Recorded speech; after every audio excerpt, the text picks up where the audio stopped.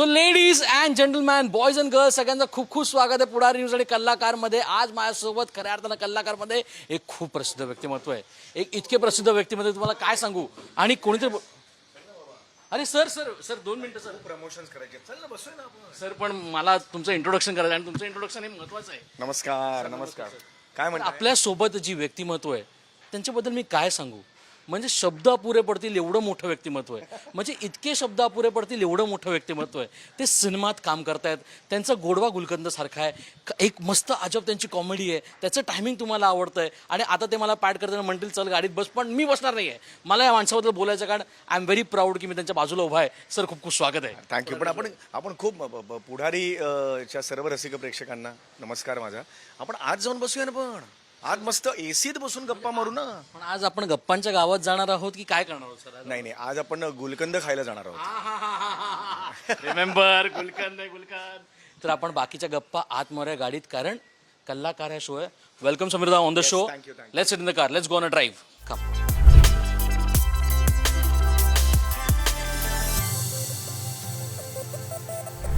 So ladies and gentleman, boys and girls, पुन्हा एकदा खूप खूप स्वागत तुमचं पुढारी न्यूज आणि कलाकारमध्ये.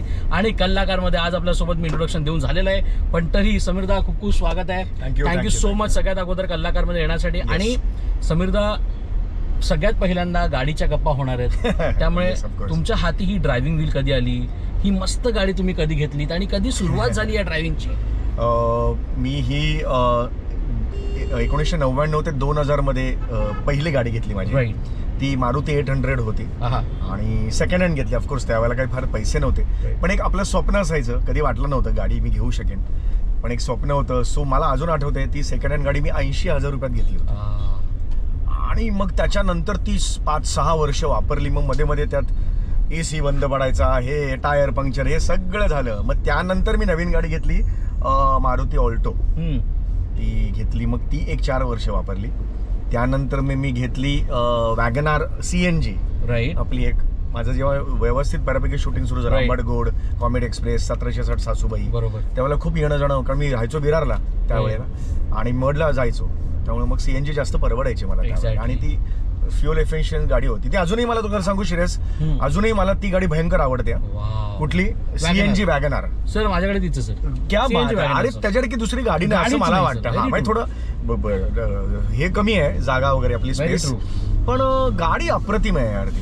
ती एक झालं. आणि त्याच्यानंतर मग मी सियाज घेतली मोठी. मला ना सिडान खूप आवडते. म्हणजे आपले जे त्या काळचे आपण पिक्चर बघायचो मग बच्चनचे, त्यामुळे मला ना डोक्यात असं यायचं, ते त्रिशूल मध्ये तो आता फास्टर हॉटेलच्या इकडे लांब लचक आडवी गाडी उतरायचा, मग बेल बॉटम वगैरे उतरायचा आणि मग तिथून तो असा जायचा वगैरे. ते ना सिडान गाडी हवी अशी. त्यामुळे मी शेवटी याची घेतली, सिडान नंतर मग मी हुंदाईकडे वळलो आणि वेन्यू घेतली. 4-4 वर्षांनी मी गाड्या बदलतो.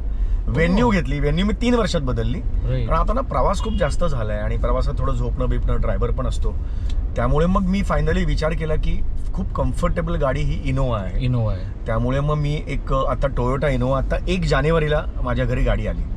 आणि टोयोटा इनोवा हायक्रॉस हायब्रिड ही गाडी मी घेतली आता. त्यामुळे खूप कम्फर्ट आहे आणि मजा आहे. म्हणजे खूप चालवणं सुद्धा मजा आहे. खरं तर मी खूप दिवसानंतर चालवतोय, टेन्शन घेऊन होतो की गेली 20 वर्ष चालवतोय. पण आता कसं असतं, तरी सांगतो ड्रायव्हरची बसा गाडी नाही. ड्रायव्हिंग कधी शिकलात?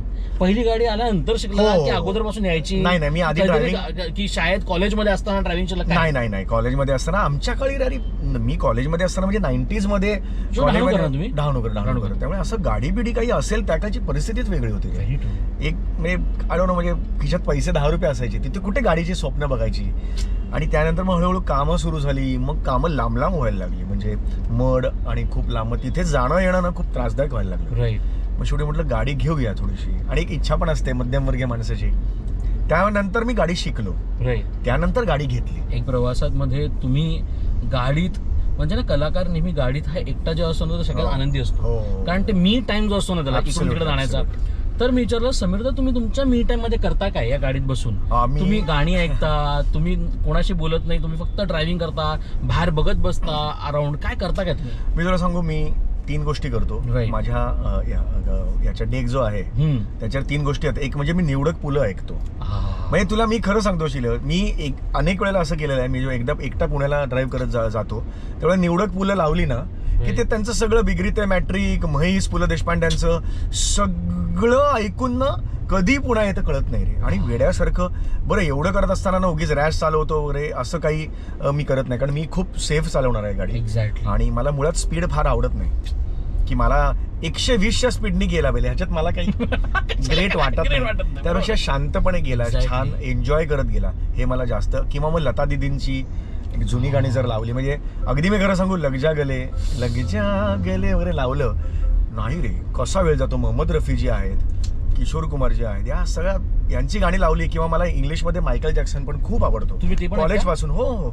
अरे माझी तुला विश्वास नाही बसा, 100 गाणी इंग्लिश गाणी पाठ होती त्या काळी कॉलेजला असताना. मला प्रचंड आवडायची. तुम्ही ऐकायचं का इंग्लिश गाणी त्या काळी? हो, मी ऐकायचो गाणी त्या काळापासूनच ना. मला खूप आवड निर्माण झाली इंग्लिश गाण्यांबद्दल. आणि म्हणजे nothings gonna change my love for you, किंवा ब्लॅक ओ व्हाईट, किंवा ज्या मायकल जॅक्सनची सगळीच बीट इट पासून ते बॅड अल्बम त्या काळी आलेले होते. हे सगळे ना त्या काळी खूप असे घेऊन पाठ केलेले होते, जशा आपण कविता पाठ करतो तशा. आता त्यातलं काही आठवत नाही मला, पण त्यांची गाणी ऐकत ऐकत ना मला खूप आवडतो. अरिजित आवडतो मला, किशोरी आमोणकर कधी कधी, रशीद खान, उस्ताद रशीद खान मी जेव्हा लावतो ना असं वाटतं ना कुठेतरी झाडाखाली गाडी लावावी. आपण त्यांना ऐकतो, हा आपलं नशीब आहे. झाडाखाली गाडी लावावी आणि पुढचा अर्धा तास डोळे मिटून फक्त उस्ताद रशीद खान ऐकावा. मला स्ट्रेस बस्टर आहे. मी लिखाण करत असताना उस्ताद रशीद खान, किशोरी आमोणकरजी या सगळ्यांची गाणी ऐकतो. किंवा कानाला ना काहीतरी पडतं ना छान, तर चांगलं सुचतं. राईट. पण ना समीरदा, आता तुम्ही उल्लेख केला पु ल देशपांड्यांचा. आजच्या तुमच्या विनोदामध्ये पुलंचं कुठे ना कुठे मार्गदर्शन आहे ना नकळतपणे? मला सांगा, म्हणजे मला खूप वर्षांपासून तुम्हाला प्रश्न विचारत होता, कुठेतरी तुमच्या लिखाणामध्ये, तुमच्या आजच्या स्किट्समध्ये पुलं कुठे ना कुठे खुणवतात का तुम्हाला? आणि ते खुणवतात तर कसे खुणवतात? नाही, मला असं वाटतं की आशीर्वाद आहे त्यांचा, आपल्या सगळ्यांनाच आशीर्वाद आहे. आणि पुलंनी इतकं काही दिलेलं आहे ना, आनंद दिलेला आहे ना, की मी तुला सांगतो ना, मी माझ्यावर खूप छाप आहे त्यांच्या लिखाणाची. मला त्यांचा विनोद खूप आवडतो, ज्याला कारुण्याची झालर असते. आणि तो ना कुठेतरी तुम्हाला खळखळून हसवतो, पण एक अश्रू असा आणतो ना की अरे नाही, हे काहीतरी वेगळं आहे. म्हणजे त्याच्यावर उत्तम उदाहरण म्हणजे नारायण आहे, किंवा सखाराम गटणे आहे. ही जी व्यक्ती वल्ली तू वाचलीस तर तुला कळेल त्याच्या मागे ना फार मोठी करुणा आहे. माणसं अशी का वागतात त्याच्या मागचं फार मोठं कारण आहे. त्यामुळे ना ते लिखाण मला आयुष्यभर खूप आकर्षित करत गेलेलं आहे. या सगळ्यानंतर आता आपण लेटेस्ट गोष्टीकडे येऊया समजा, तो म्हणजे गुलकंद. जो गोडवा तुम्ही होळीच्या दिवशी आम्हा सगळ्यांना दाखवलात, आणि खूप दिवसांपासून एक वेगळी गोष्ट, आणि with the super hit team, तुम्ही सईताई असेल, प्रसार असेल, हे सगळे बघा, हे खरं तर त्यांची पुंजी आहे. रस्त्यावर आपण चालतोय तरीही त्यांना लोक हे ओळखतायत. नाही, हे प्रेम आहे सर, हे प्रेम आहे. म्हणजे आम्ही आता 2 मिनिट थांबलेलो, तिथं सुद्धा लोक गोळा होतात. या सगळ्या बोलूया पण गुलकंद बद्दल. सगळ्यात अगोदर सचिन सर, सचिन गोस्वामी, सचिन मोठे सर, सगळी टीम आणि जबरदस्त सिनेमा, काय सांगायला बद्दल? काय नाही, फार गोड सिनेमा झालेला आहे, नावाप्रमाणे गोड आहे. आणि भयंकर जबरदस्त अशी, म्हणजे चांगल्या अर्थाने पूर्ण चांगली हे जमलेली आहे, भट्टी जमलेली आहे. विनोद, इमोशन्स, गाणी, नृत्य, त्याच्यानंतर धमाकेदार सीन्स आहेत काही, आणि संवाद अप्रतिम आहेत. या सगळ्यांची आणि सगळ्यांचा ब्रिलियंट परफॉर्मन्स, सचिन सरांचं दिग्दर्शन, या सगळ्यांची एक भट्टी जमलेली आहे. हा गुलकंद 1 मेला येतोय, म्हणजे 1 मेला आपल्याला माहिती आहे की किती जास्त उष्णता असणार. Very true. त्यावेळेला सगळ्यात जास्त महत्वाची असते ती म्हणजे सगळ्यात जास्त महत्वाची असते ते म्हणजे गुलकंदाने तुम्हाला आयुष्याला थंडावा मिळतो. तर असा हा गुलकंद आहे. बरं, असंही म्हणतात की गुलकंद हा जेवढा जास्त मुरला जातो ना तेवढं त्याची चव वाढते. नात्यांच्या बाबतीत तेच आहे. हा आमचा कुठेतरी सिनेमा बोलू इच्छितोय की नाती जेवढी मुरतात, जेवढे मच्युअर्ड होतात, वेगवेगळे अनुभव येऊन ती नाती अजून जास्त घट्ट होतात. तर त्यामुळे हा गुलकंद माझा आणि सगळ्यात माझा महत्त्वाचा चित्रपट ह्यासाठी आहे कारण नायक म्हणून मी पहिल्यांदा पदार्पण करतो.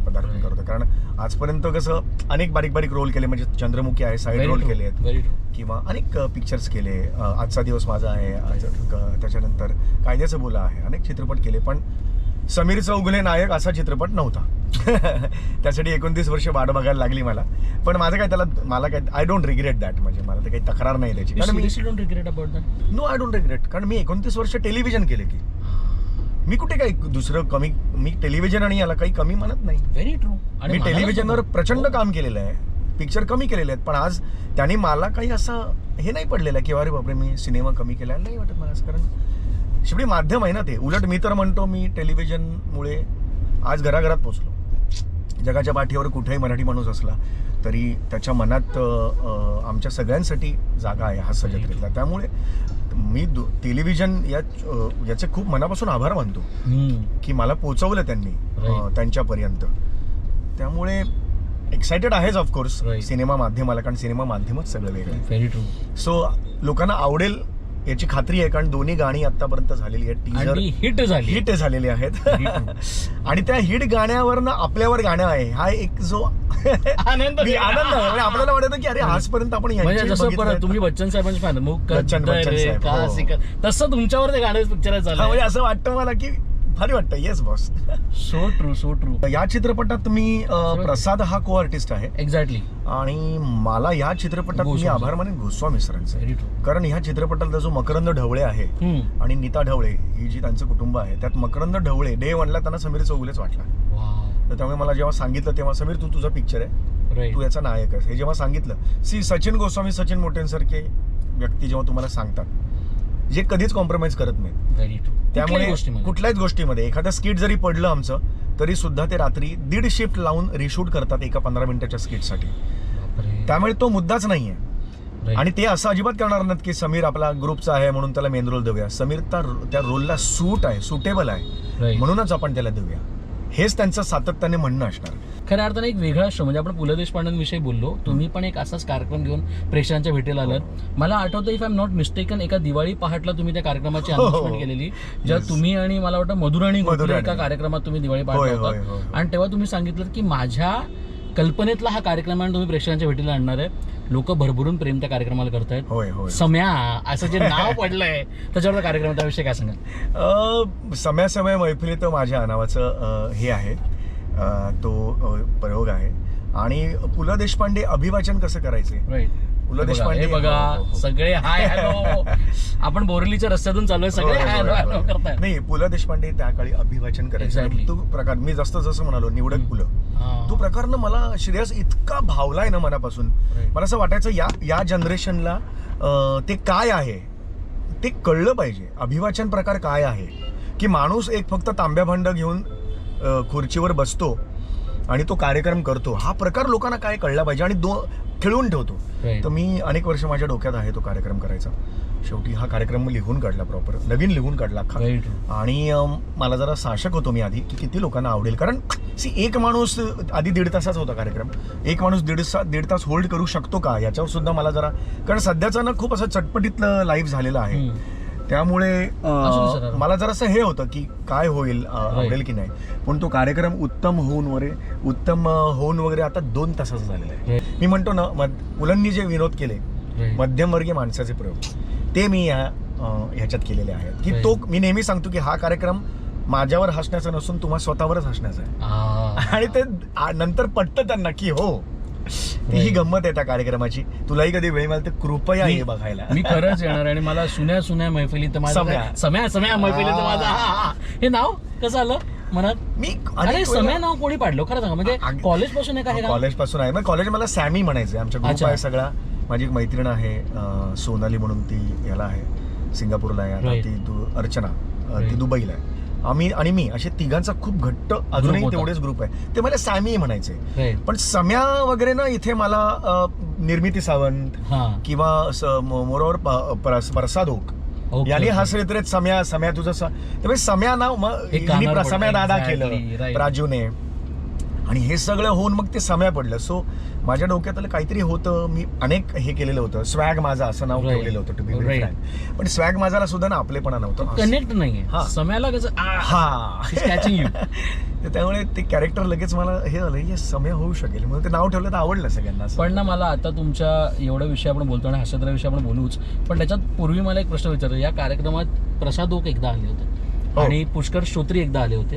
तर पुष्कर सरांनी एकदा मला तुमच्या कॉलेजचे किस्से सांगितले, तुमच्या नाटकाचे किस्से, आणि was so proud of you की त्यांनी नंतर मला सांगितलं की आमच्या सगळ्यांमधला सुपरहिट नट म्हणजे समीर चौगुले, आणि सगळ्यात बेस्ट म्हणजे आज जे त्याला सगळं मिळतंय ना ते त्याच्या अनेक वर्षांची मेहनत आहे. जेव्हा असं रिॲक्शन आपल्या कॉलेजच्या मित्राकडून मिळतं, व्हॉट ढाणूकर मीन्स टू, व्हॉट तुमची मैत्री मीन्स टू, काय आहे ते? नाही, ढाणूकर मीन्स लॉट टू मी. माझं सर्वस्व ढाणूकरमध्ये. त्याची 2 कारणं. एक म्हणजे मला नाटकाविषयी, नाटक हे काय असतं हे शिकवणारा मला गुरु माझा भेटला, विश्वास सोहनी, जो माझा मित्र आहे, गुरु सुद्धा आहे. त्याच्यामुळे आज मी नाटकाकडे गांभीर्याने बघायला शिकलो. तो नसता तर कदाचित मी वेगळ्या फील्डमध्ये असतो. आणि दुसरं म्हणजे माझी बायकोच मिळाली त्या कॉलेजमध्ये. त्यामुळे ऑफकोर्स म्हणजे ती केवढा मोठा सपोर्ट आहे माझ्या आयुष्याचा. त्यामुळे ह्या 2 गोष्टींमुळे ढाणूकर मी कधीच विसरू शकत नाही. आणि पुष्कर आणि आम्ही खूप मजा केली. तुम्ही कोण कोण तेव्हा सगळे लोक? म्हणजे मी, पुष्कर श्रोत्री, आम्ही बऱ्यापैकी एका याचे असायचो, ग्रुपचे असायचो. पण बाकी मग उदय नेने, मानसी कुलकर्णी, राजश्री ठाकूर, म्हणजे ज्याच्या सलोनी म्हणून आपण ओळखतो, ते 7 फेरीमधली सलोनी, आता त्याची एक सिरियल, संजोत वैद्य, चिन्मय मांडलेकर सुद्धा आमच्या कॉलेजचा आहे. हा, तर अनेक जण अशी आमच्या कॉलेजचे आहेत. म्हणजे आता स्वप्नदिल जयकर, दिग्दर्शक स्वप्नदिल जयकर सुद्धा आमच्याच ग्रुपमधला आहे.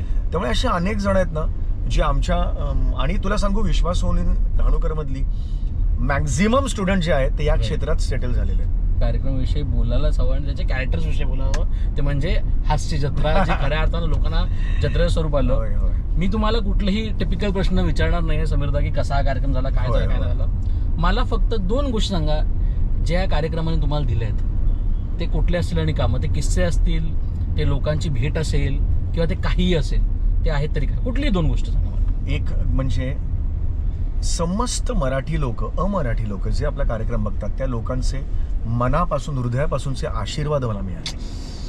मला दुसरं काही नको. या आशीर्वादामुळेच माझं सगळं उत्तम होतंय. काय असतं ना, आपल्याला ना आयुष्यात वेलविशर असणं खूप गरजेचं असतं, की जे जेन्युनली माझ्या बाबतीत चांगला विचार करतात, जे, आणि असे ना मी स्वतःला इतका हे समजतो ना की लोक प्रेम करतात रे, लोक कनेक्ट होतात लगेच. आता बघतोस ना, आजूबाजूने जाताना पटकन बाईकने गेला ना, ते थांबून हाय करतात. तो मनुष्य मगाशी इथून मागे जात होता, तो माझ्यासाठी पुन्हा मागे आला, हाय केला, आता पुन्हा मागे गेला तो. ही मोठी गोष्ट आहे. ही मोठी गोष्ट. त्याच्या दिवसाला तो निघाला असेल, तो काय करायला निघाला काय आपल्याला काय माहिती. हे जे त्यांचं प्रेम आहे ना, मी देवाकडे ही प्रार्थना करतो की हे प्रेम आणि त्यांचा आशीर्वाद ना फक्त मरेपर्यंत माझ्या बरोबर राहू दे. मी खूप प्रयत्न करेन की त्यांना प्रत्येक गोष्टीत हसवण्याचा, आनंद देण्याचा. याचा अर्थ काय ना श्रेयस, हसणं किती गरजेचं आहे बघ, लोकांना आनंद देणं. आणि मला ते खूप आवडतं की मी ही गोष्ट देवाकडे मागेन. जर देवाने मला वर दिला की की मी देवाकडे एवढंच मागेन की मला ना आयुष्यभर लोकांना हसवण्याचं बळ दे. रडवतात सगळे, रडवतात तर परिस्थिती सुद्धा रडवते की लोकांना माझ्यामुळे ना, आज माझा चेहरा बघितल्यावर जे हास्य निघतं, एखादा लहान मुलगा आला, एखाद्या कोणी माता भगिनी आली कुठली, आणि त्यांच्या चेहऱ्यावर जे हास्य असतं ना, ते हास्य really means a lot to me. म्हणजे त्याचं, आणि मी सांगतो ना, अनेक कॅन्सर पेशंट्स आहेत, आणि अनेक गोष्टी आहेत, अनेक असे व्यवधानं झालेली माणसं आहेत, त्यांना सुद्धा ना त्या ऑपरेशन्स असतात त्यांची, त्यात खूप बळ मिळतं हास्य जत्रेने. हे माझं एकट्याचं नाही आहे हे फलित, हे सगळं आमच्या ग्रुपचं आहे, आमच्या लेखक मंडळींचं आहे. सगळ्या खूप मोठी लोक आयुष्यात दिले रे. म्हणजे अमिताभ बच्चन दिलेलं, ज्या व्यक्तीबद्दल तुम्ही मागच्या इंटरव्ह्यू मध्ये 3दा बच्चन साहेबांचा उल्लेख केला, म्हणजे तुम्ही बच्चन साहेबांचे मोठे चाहते. नाही, मी आहेच. ज्यावेळी ते भेटले होते आणि खरंच ते असे जेव्हा गेले फोटो, म्हणजे काय असं, म्हणजे आमच्या अंगाला काटा येतो. समजा काय होतं तेव्हा तुमच्या मनात, काय चालू? काहीच नव्हतं रे. असं कोणी विचार तरी करेल का की बच्चन साहेब असे वागतील किंवा हे करतील म्हणून? कारण ते अपेक्षाच नव्हती माझ्या त्यांनी करा. आणि कोणाची असेल, बच्चन साहेब ते बोलले हे माझ्यासाठी भाग्य आहे. पण मी त्यांना म्हणालो की सर मुझे आपके पैर छूने, कारण ही संधी मी दौडू शकणार नव्हतो, कारण ही संधी पुन्हा मिळेल ना मिळेल मला नाही माहिती. तर ते म्हणले, अरे आपका क्या करू मैं, उसके पहिले मैं आपके पैर पडतो. आणि ते वाकले, आणि मला कळलंच नाही. तसं मला प्रसाद होता बाजूला, प्रसाद बाजूला येऊन मला म्हणतो, पैसा म्हणतो की तुला कळतं का काय घडलं तुझ्या आयुष्यात? ते म्हटलं मी अजून डायजेस्ट नाही करू शकत आहे. आणि त्यानंतर तो फोटो आलेला माझ्याकडे, मी तो टाकला नाही, कारण असं नाही बरं दिसत. बच्चन साहेब तुमच्या पाया पडतात, हा फोटो मी टाकूच शकत नाही. पण तो शेवटी कुठेतरी व्हायरल झाला. तो कुठेतरी कोणीतरी काढलेला होता, आणि त्याच्यानंतर मग ते सगळं ते व्हायरल झालं. अदरवाईज तो आजता गायत मी फोटो बाहेर नसता काढला. तेव्हा शपथ, म्हणजे तुमच्या मनातला आहे. त्या आणि बच्चनचा पाय पडतात हे माझ्यासाठी दाखवण्यासारखी गोष्ट नाहीये, ती मोमेंट आहे, चेरिश करण्यासारखी गोष्ट. ज्यांना तुम्हाला इकडे बसवायचं आहे, तुम्ही त्यांच्यासोबत काम केलेलं असो नसो, तुमची इच्छा असो नसो, पण तुम्हाला त्यांच्यासोबत एकदा एक प्रवास करायचा आणि निखळ गप्पा मारायच्यात, ती व्यक्ती कोण आहे? त्या दोन व्यक्ती आहेत. एक म्हणजे सगळ्यात आधी माझी आई. माझी आई फार मी स्ट्रगल पिरियडमध्येच गेली. आई 51-52 वर्षाची होती. त्या काळीच माझी आई हे झाली. तर त्यामुळे ना माझं हे जे काही 5 पैसे यश मला मिळालेलं आहे, लोक ओळखत आहेत, हा आनंद त्यांनी बघितलाच नाही. तिच्याशी अनेक गप्पा मारायच्या राहून गेल्यात माझ्या. तिला खूप सुख द्यायचं होतं मला, की तिच्या आपण असताना आई असते रे शेवटी. तर मला आईला शेजारी मला बसून ना तिच्याशी गप्पा मारायच्या एक इच्छा आहे देवाची. आय डोंट नो, म्हणजे पॉसिबल नाही आहे. आणि दुसरं म्हणजे चार्ली चॅप्लिन. म्हणजे मी नाही सांगू शकत चार्ली चॅप्लिन माझ्यासाठी काय आहेत ते, पण चार्ली चॅप्लिन माझ्यासाठी खूप मोठं इन्स्पिरेशन आहे. आणि चार्ली चॅप्लिननी लहानपणापासून खूप काही गोष्टी मला दिलेल्या आहेत, की सामान्य माणसाचा विनोद कसा असतो किंवा स्वतःवर केलेला विनोद सर्वश्रेष्ठ असतो. या अनेक गोष्टी चार्ली चॅप्लिनने दिल्या. निखळ विनोद काय करायचा असतो, आणि सगळ्यात महत्त्वाचं म्हणजे विनोदच तुम्हाला सगळ्या संकटातून बाहेर काढू शकतो. दुसरं महायुद्ध वगैरे जेव्हा झालेलं होतं त्याकाळी खूप सगळ्या जगभरात हे झालेलं होतं. त्याकाळी चार्ली सरांच्या विनोदांनीच सगळ्यांना बाहेर काढलं. त्या चार्ली सरांच्या विनोदांनीच सगळ्यांना बाहेर काढलेलं होतं. एक माणूस वाक्य नसताना अख्ख्या जगाला वेड्यासारखं हसवू शकतो, ही काय कॅपॅसिटी असू शकते माणसांची. आणि त्यामागची त्यांची मेहनत कळली, की ते कसे तासन तास कॅमेरा लावून ठेवायचे, अनेक वेळेला त्यांचे ॲक्सिडेंट्स व्हायचे. ही जी पॅशन आहे ना, हे पॅशन तुम्ही त्यांच्यावर, मला फक्त ऐकायचं आहे, मला गप्पा नाही मारत, मी काही गप्पा मारू शकत नाही त्यांच्याबरोबर. मला फक्त त्यांच्याबरोबर ऐकायचं आहे, की सर काय तुमच्या मनात आहे जेव्हा तुम्ही लोकांना हसवता. मग त्यांची मग ऑटोबायोग्राफी वाचवलं, हसरं दुःख बिक्ख वाचवलं, ते काय त्यांनी अभ्यास केला. मग मी अमेरिकेला गेलेलो असताना तिकडे सुद्धा चार्ली सर 2 वर्ष राहिले होते. तिकडे अनेक पिक्चर केले, किड तिकडे केला. तर तिकडे त्यांच्या स्थळी जाऊन आलो मी, त्यांची वापरलेली टोपी त्याला नमस्कार करून आलो मी. आता फक्त एकच इच्छा आहे, स्वित्झर्लंडला जिथे त्यांचं जन्म आणि हे झालं त्या जन्मगावी जाऊन एकदा मला हे करायचं आहे. तर त्यांना मी बसवेन. तसंच पु ल देशपांड्यांचं, तसंच रोहन ॲटकिन्सनचं, मिस्टर बीन, या तिघांना तर मी इथे अगदी म्हणजे बसवेनच. म्हणजे काय प्रवासच आहे ना तो. आई मी काय सांगू शकत नाही. मी इथून दिल्ली जाईन, दिल्लीहून परत येईन, मला काय माहित नाही, गप्पा संपणार नाही. कारण आपल्याला ऐकायचंच आहे या मोठ्यांच्या. आपण कुठे बोलायचं, आपण बोलायची आपली पात्रताच नाही या लोकांसमोर. आपण ऐकायचं, श्रवण करायचं. सर आता आपण रफी साहेबांविषयी बोललो. सर एक गाणं, येस ऑफकोर्स, एक गाणं, एक आपकी पसंद का कोई भी गाणं, ऍक्च्युली कुठलंही गाणं. येस, मला एक गुरुदत्त साहेबांची फिल्म आहे, त्यातलं मला 14वीं का चांद हो हे गाणं आहे, ते मला प्रचंड आवडतं. तर ते खास पुढारी न्यूजच्या संपूर्ण रसिक आणि तुझ्यासाठी श्रेयस, खास तुझ्यासाठी. श्रेयस हा अनेक वर्ष माझा मित्र आहे आणि आमची मैत्री तशीच आहे. जसा मी काही नसताना सुद्धा मला कधीतरी भेटायचा तो, तसं मी आता अगदी थोडंफार, नाही तसं नाही, अगदी थोडंफार यश मिळाल्यानंतर सुद्धा आमची मैत्री तशीच टिकून आहे. तुझाही प्रवास मी फार जवळून बघितलेला आहे. आज तू एक स्वतंत्रपणे एक शो हे करतोयस, पूर्वी फक्त बाईट घ्यायला यायचा, असा संपूर्ण प्रवास तुझा बघितलेला आहे. इतर वृत्तवाहिन्यांमधून इथे आलेला आहेस पुढारीमध्ये, तोही मी बघितलेला आहे. सो तुझ्यासाठी खास गाणं. हे बघ, मी काही उत्तम गायक नाही, त्यामुळे चांगल्या गाण्याची अपेक्षा नाही माझ्याकडून, त्यामुळे ठीक आहे. 14वीं का चांद हो या आफताब हो, जो भी हो तुम खुदा की कसम लाजवाब हो. 14वीं का चांद हो, जुल्फे है जैसे कांधों पे बादल झुके हुए, आंखें है जैसे मैं के प्याले भरे हुए, मस्ती है जिसमें प्यार की तुम वो शराब हो. 14वीं का चांद हो. Thank you so much.